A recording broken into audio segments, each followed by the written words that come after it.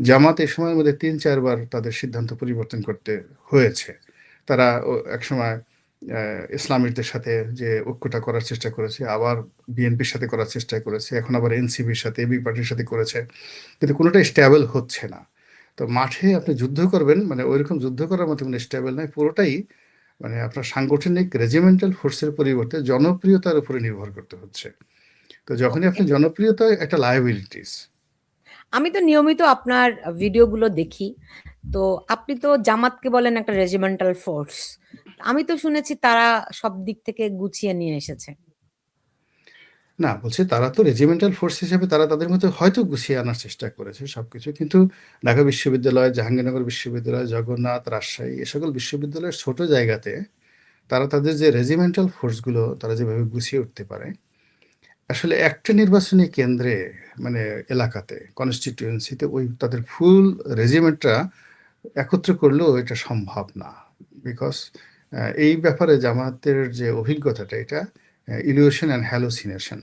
তারা কখনো তাদের এই ফোর্সটাকে মানে এইবার তারা প্রমাণ করতে পারবে। এবার যদি তারা অ্যাটলিস্ট সফল হতে পারে, যে কোনোভাবে সফল হতে পারে, হয়তো ভবিষ্যতে আরও ভালো কাজ করতে পারবে। কিন্তু আমাদের যে রাজনীতির ময়দানগুলো এগুলো জাতীয় পার্টি আঞ্চলিক দল হিসেবে উত্তরবঙ্গে, আর ন্যাশনাল পার্টি হিসেবে বিএনপি এবং আওয়ামী লীগ সারা বাংলাদেশের যে কোনো নির্বাচনী এলাকাতে তারা একটি নির্বাচন করে আসতে পারে এককভাবে।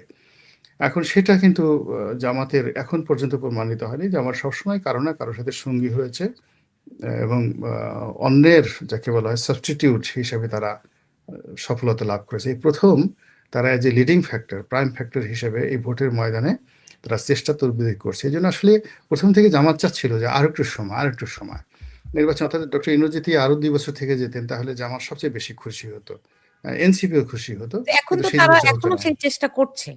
কালকেই আসিফ মাহমুদ ইলেকশন কমিশনে গিয়ে বলছেন যে একটা পাতানোর নির্বাচন হচ্ছে। এখন আসলে নির্বাচনের ট্রেন্ডটা উঠে গেছে। এখানে যদি নির্বাচনটা না হয় এই মুহূর্তে, পুরো নির্বাচন বিধি ব্যবস্থাটাই অনির্দিষ্টকালের জন্য তৃতীয় এবং চতুর্থ পক্ষের হাতে চলে যাবে, জাস্ট লাইক মিশরের সিসির মতো। তো এখানে আসলে এখন এই যে নির্বাচনের ট্রেন্ড, এখানে স্পষ্ট দেখা যাচ্ছে কোনো মতে ইলেকশন হলেই তারেক রহমান সাহেব প্রধানমন্ত্রী, বিএনপি ক্ষমতায় চলে আসবে। এটা হলো আজকের দিনের বাস্তবতা।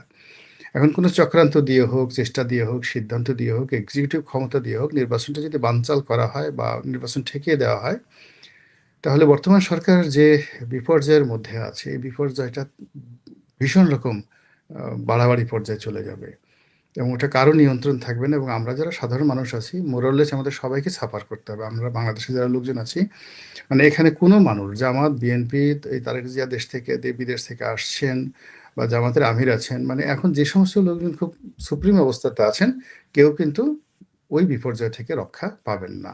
তার চেয়ে বরং একটা নির্বাচন যদি হয়ে যায়, বিএনপি ক্ষমতা আসলে জামাতের খুব বেশি ক্ষতি হবে না, কিন্তু নির্বাচন না হলে সবাই ক্ষতি হয়ে যাবে। আবার দ্বিতীয় যে ধাপটা আছে, আমরা এমন একটা ফাঁদের মধ্যে পড়ে গেছি, আবার যদি নির্বাচন হয়ে যায় তাহলে সেক্ষেত্রে যারাই ক্ষমতায় আসবেন তাদের সফলতা লাভের সম্ভাবনা 1% না, 99% হলো ব্যর্থ হওয়ার সম্ভাবনা। মানে একটা উভয় সংকটের মধ্যে আমরা পড়ে গেছি সুলতানা, যে এই উভয় সংকটে আমি বুঝতেছি, কিন্তু আমি একজন সাধারণ মানুষ হিসেবে শুধু বলা ছাড়া আর চিৎকার করা ছাড়া এখানে কোনো কিছু সম্ভব না। তো এরকম একটা 99% ব্যর্থতা আপনি দেখছেন নির্বাচন হলেও। ধরেন কথার কথা, যদি আমি নির্বাচন হয় বিএনপি ক্ষমতায় আসবে, এরকমই তো একটা আলাপ আলোচনা চারদিকে হচ্ছে। তো বিএনপির ব্যর্থতা আপনি 99% দেখছেন, তার মানে কি তারেক রহমানের মানে নেতৃত্ব আপনি ব্যর্থ হিসেবে দেখছেন? এখানে তারেক রহমানকে আপনি টার্গেট করবেন না। এখানে ধরেন আজকের এই জায়গাতে যদি শেখ হাসিনা হতেন তার জন্য 99% আর একটু বেশি থাকতো, 99.5% হতো। বিকজ হলো কি যে আমরা কোর্স অফ অ্যাকশনে যে খতগুলো করেছি এই মুহূর্তে ইকোনমি, মানে যে কোনো একটা দেশের, এই যে আমেরিকা যে ভেনেজুয়েলাতে এই কাজ করলো, তার $13 ট্রিলিয়ন তার ডেপথ, লোকাল ডেপথ। তো $13 ট্রিলিয়ন যে ঋণ আছে সেই ঋণের ফাঁদ থেকে বাঁচা, অয়েল সাপ্লাইয়ের জন্য সেরকম একটা অমানবিক কাজ করে ফেললো। তো আমাদের ছোট দেশ অনুযায়ী আমাদের অর্থনীতি তার সাথে একটা বড় ফাঁদের মধ্যে আছে। তো পরবর্তী যে নির্বাচিত সরকার তাদেরকে তো এই জিনিসগুলো মোকাবেলা করতে হবে, প্লাস এই যে ভেঙে পড়া চেইন অফ কমান্ড থেকে শুরু করে আপনি দেখেন এই সময়টার মধ্যে কি হলো, প্রথমে আওয়ামী লীগের লোক চলে গেল, একটা বিরাট দফা খালি মানে আওয়ামী লীগের যারা প্রশাসনে ছিলেন 90% লোকই তো আওয়ামী লীগের ছিলেন। তাদেরকে দমন করে রাখা হয়েছে। সেখানে সুপার নিউমারি হিসেবে বড়, বড় পদগুলোতে জামাতের লোক আসছে, মাঝারি পদগুলোতে বিএনপির লোকগুলো আসছে। তো এই গত 17 মাসে বিএনপির যারা নেতৃবৃন্দ তারা ভীষণ রকম বিরক্ত। যদি বিএনপি ক্ষমতা আসে তারা কি করবে? মানে বড়, বড় পদগুলো থেকে জামাতের লোকগুলো সরিয়ে দেবে। প্রশাসনে আরেক দফা ঝামেলা হবে। আওয়ামী লীগের লোক তো আর আসবে না। তাহলে আপনার রাষ্ট্র চালাতে তো দক্ষ প্রশাসন লাগবে। সেটা তো নেই। এখন এই আওয়ামী লীগ, এই জামাতের এই কথা বলে খালি করে দেওয়া হবে। ফলে কি হচ্ছে? প্রশাসন চলবে তো না। বিএনপি কি এই ক্রাইসিসটা বুঝতে পারছে না? তারা যে ইলেকশনে যাচ্ছে, না, না তারা যদি বিএনপি ক্ষমতায় আসে তাদেরকে এই ক্রাইসিস মোকাবেলা করতে হবে। তারা কি না সেটা হ্যাঁ, বিএনপি জিনিসটা খুব ভালো করে বোঝে। আপনার আমার চাইতে অনেক ভালো করে বোঝে। এজন্য আপনার বিএনপি তো ১ম দিক থেকে আমি যতটুকু জানি মেন্টালি তারা ডক্টর মোহাম্মদ ইউনূসকে ৩-৪ বছর একটা ব্রিদিং টাইম দেওয়ার জন্য মেন্টালি প্রস্তুত ছিল। কিন্তু ডক্টর মোহাম্মদ ইউনূস এই কাজগুলো পারেননি করতে। সরকার পারেননি। এর কারণ হলো মানে এখানে রাজনৈতিক শক্তিগুলো ভদ্রলোককে আসলে সহযোগিতা করেনি।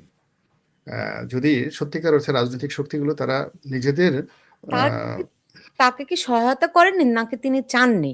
আপনি বললেন যে ৩-৪ বছর বিএনপি দিতে চেয়েছে ডক্টর ইউনূস সরকারকে, রাইট? তো আমরা তো দেখলাম যখনই আওয়ামী লীগ সরকারের পতন হলো, তারেক রহমান লন্ডন থেকে যে বক্তব্য দিয়েছিলেন, সেখানে তিনি ৩ মাসের মধ্যে নির্বাচন চাইলেন। মানে ওই তারপরে তো তারা ডিসেম্বরের মধ্যে নির্বাচন চাইলেন। ডক্টর ঠিক আছে ওইগুলো ইউনূসের কথা অনুযায়ী ফেব্রুয়ারিতে আসলেন। তো আপনি কেমন করে বলছেন তারা ৩-৪ মাস সময়, এবং তাদেরই তো ক্ষতি হলো। মূল ব্যাপারটা হলো যে কতগুলো পলিটিক্যাল বিষয় থাকে। বিএনপি জামাতকে বলতে হয়। নির্বাচন চাইতে হয়, বলতে হয়, নেতাকর্মীকে ঠিক রাখতে হয়। কিন্তু আমি যে কথাগুলো বললাম সেটা হলো বিএনপির হাইকমান্ড, জামাতের হাইকমান্ড থেকে শুরু করে রাজনৈতিক যারা একদম হাইকমান্ডের চিন্তা ভাবনাগুলো করছে। কিন্তু পরবর্তীতে দেখা গেল যে এখানে ডক্টর মোহাম্মদ ইউনূসের যে বিষয়গুলো আছে, তিনি কিছু কাজ করতে গিয়ে দেখা গেল যে তিনি আহ, আমি মানে খুব সেন্সিটিভ জায়গা যে জায়গাগুলো আছে সেখান থেকে তিনি কোঅপারেশন পাননি। আবার রাজনৈতিক দলগুলোর সঙ্গে তার যে কথাবার্তা হয়েছে সেই কথাবার্তা অনুযায়ী রাজনৈতিক দলগুলো কোনো ব্যাপার রিগ্রেট করেনি। আবার পিছনে এসে মানে তাকে মানসিকভাবে ভেঙে দেওয়ার জন্য যা যা করার তারা সবকিছু করেছে। ফলে সম্পর্কটা আসলে আফটার 3 মান্থস এটা নষ্ট হয়ে গেছে। কোন রাজনৈতিক দল? তাকে যদি কেউ সব সব সব রাজনৈতিক দলই এখানে যারা যারা আছে প্রত্যেকটা রাজনৈতিক দলই তার সামনে গিয়ে ইতিবাচক কথা বলেছে, বের হয়ে এসে নেতিবাচক কথাবার্তা বলেছে। আর দ্বিতীয়ত প্রত্যেকটা রাজনৈতিক দল একে অপরকে ঠকানোর চেষ্টা করেছে। থার্ডলি হলো প্রত্যেকটি রাজনৈতিক দল তাদের ভিতরে একটা আত্মবিশ্বাস জন্ম নিয়েছে যে তারাই ক্ষমতায় যেতে পারবে। সেটা এনসিপির মতো একটা ছোট নতুন দল, তারাও মনে করছে they could be the prime minister, তারা প্রধানমন্ত্রী হতে পারে। জামাত মনে সেক্ষেত্রে করছে আপনি তারা কেন সেই সেই এই যে তারা আশা দেখেছে, স্বপ্ন দেখেছে, তো আপনি তো এই স্বপ্ন দেখার আহ, প্রেরণাদায়ক হিসেবে আপনি ডক্টর ইউনূসকে বলবেন। ডক্টর ইউনূসই তো বলেছেন যে তারা তারা তাকে ক্ষমতায় এনেছে, তারা ভবিষ্যতের নেতৃত্ব। তো আপনি এই রাজনৈতিক দলকে কেন দোষ দিচ্ছেন? না যদি ঠিক দেন আছে। তো ডক্টর ডক্টর ইউনূসকে ডক্টর দিন। Doctor doctor Yunus non political, তার একটা বক্তব্য আমরা হয়তো সে মাস্টার মাইন্ড ক্ষমতা এনেছে ইত্যাদি ইত্যাদি এই কথাটা তো মানে আসলে মিথ্যা কথা বলেননি। মূলত ডক্টর মোহাম্মদ ইউনূসকে তো ছাত্ররাই এনেছেন। উনি আসলে ওইভাবে বিদেশে দ্বিধাদ্বন্দ্ব ছিলেন, তার মানে কোন ভয় ছিল, ছাত্ররা আতঙ্ক ছিল। এনেছে? এই যে নাহিদ, সার্জিসেরা, তারা তো এখন দেখাই যাচ্ছে যে স্পষ্টতই তারা জামাতের লোক। ওই তো জামাতের লোকও তাকে যদি জামাত হয়ে থাকে। এনেছে বলেন, ছাত্ররা কেন নাম দিয়ে তাকে পলিশ করা হচ্ছে? না, মূল ব্যাপার হলো যে এখানে জামাত তো 3 থেকে 4টি ফ্রন্টে তারা খেলেছে। এটা তো একেবারে প্রমাণিত। তাদের বিএনপির মধ্যে তাদের লোক আছে, এখনো আছে। আওয়ামী লীগের মধ্যে লোক তাদের এখনো আছে। আপনি সজীব ওয়াজেদ জয় বলেন, শেখ হাসিনা বলেন, তার আশেপাশে টিল নাও জামাতের লোক আছে।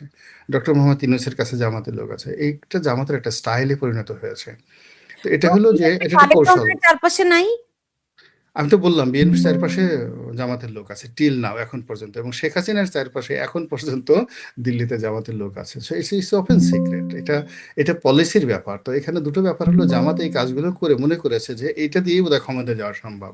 কিন্তু এই যে নির্বাচন যখন শুরু হলো তখন ওই যে তারা যেই জায়গাটাতে থেকে মনে করেছে বিশ্ববিদ্যালয়ে তারা জয়লাভ করবে, ডাকসু হবে, তাদেরকে হিরো বানাবে, আজাহারিকে বানাবে, আহমেদুল্লাহকে হিরো বানাবে, তাদের যে সমস্ত ওয়াজের ময়দানে যারা আছে তাদেরকে দিয়ে তারা একটা মানে যাকে ভাইব তুলে সারা বাংলাদেশের মানুষ ওই হাদির জানাতে যাতে যেভাবে অংশগ্রহণ করেছে বা বেগম জিয়ার জানাজাতে যেভাবে অংশগ্রহণ করেছে, এভাবে দলে দলে লোক ভোট কেন্দ্রে এসে সব দাড়ি ফেলায় ভোট দেবে। তো এই যে তাদের যে চিন্তা এবং চেতনাটা, এই নির্বাচনের তফসিল ঘোষণা করার পর তারা বুঝতে পারছে দে আর রং। মানে এখানে সীমিত সংখ্যক রেজিমেন্টাল ফোর্স দিয়ে চক্রান্ত করা যায়, কাউকে বিভ্রান্ত করা যায়, কোন একটা দলের মধ্যে গুপ্তচর ঢুকিয়ে দেওয়া যায়, এই জিনিসগুলো করা যায়। কিন্তু ভোটের যে মাঠে, সেই ভোটের মাঠে এই রেজিমেন্টাল ফোর্সের সাথে সাথে জনপ্রিয়তারও একটা রেশিও থাকা দরকার। এখন সেই জনপ্রিয়তার রাশিটা যদি একজনের 100 থাকে, আরেকজনের 90 থাকে, সেখানে রেজিমেন্টাল ফোর্স সাহায্য করে। কিন্তু জনপ্রিয়তা একজনের আছে 100 আর রেজিমেন্টাল ফোর্সের জনপ্রিয়তা আছে 5। 5 দিয়ে কখনোই যাকে বলে জনপ্রিয়তাকে মানে ভোটের মাঠে ফেস করা যায় না। এই বাস্তবতাটা জামাত এখন বুঝতে পেরেছে। এবং মানুষের একটা সাইকোলজি হলো, যে কোনো মানুষই, আপনার বা আমার কথাই চিন্তা করেন, আমরা অনেক কথা শুনি, অনেক কথা করি, কিন্তু বাস্তবে নিজে যতক্ষণ না পর্যন্ত দুর্ভোগের শিকার না হয়, ততক্ষণ পর্যন্ত আমরা স্বীকার করতে চাই না।